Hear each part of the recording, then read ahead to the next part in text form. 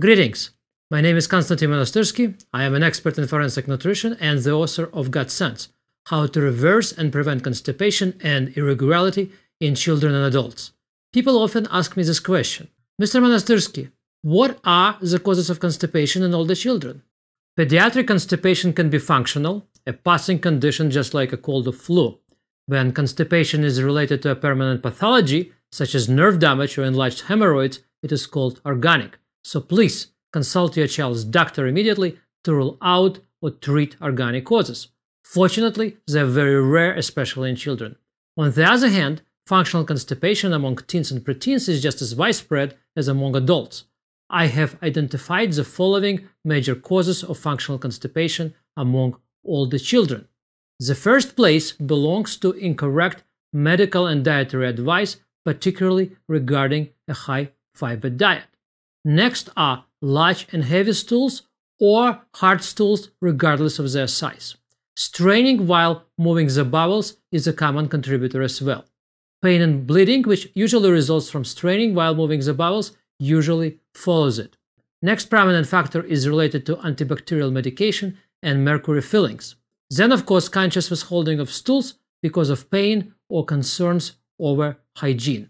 Crash diets are big among teenagers, particularly young girls.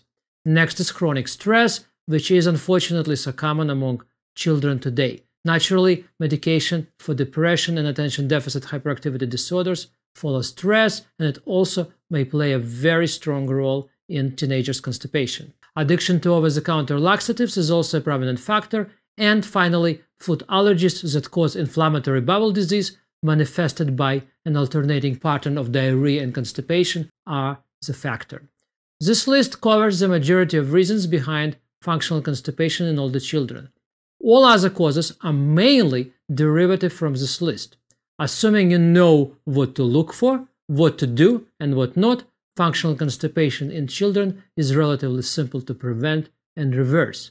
The good news is it is easier to reverse it because children enjoy great digestion, supple intestines, undamaged bowels, good muscle tone, highly sensitive nerve endings, a steady schedule, and aren't yet as inhibited by social mores as are adults.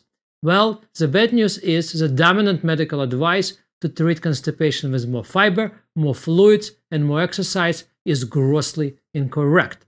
If your child follows it, the constipation will get only worse because fiber enlarges and hardens up stools even more, excess water dries them up, and exercise only increases straining and pain. From that point on, your child will be at the mercy of laxatives, drugs, and doctors for the rest of his or her life, something I don't wish on any child or parent. If you doubt my words, please consult the Federal Drug Administration website. It is against the law to claim that fiber in food or laxatives prevents or relieves constipation. So anyone recommending fiber for constipation is in fact violating federal law, and of course I didn't make that law, the FDI did. Functional constipation has a natural tendency to turn into a chronic, lifelong affliction, and it may significantly impact on the self-esteem, development, growth potential, health, and quality of life of your son or daughter. So don't let it fester unattended and ruin the rest of their promising lives. To learn how to anticipate, prevent, and overcome all of the above causes of constipation, please review this page. Good luck.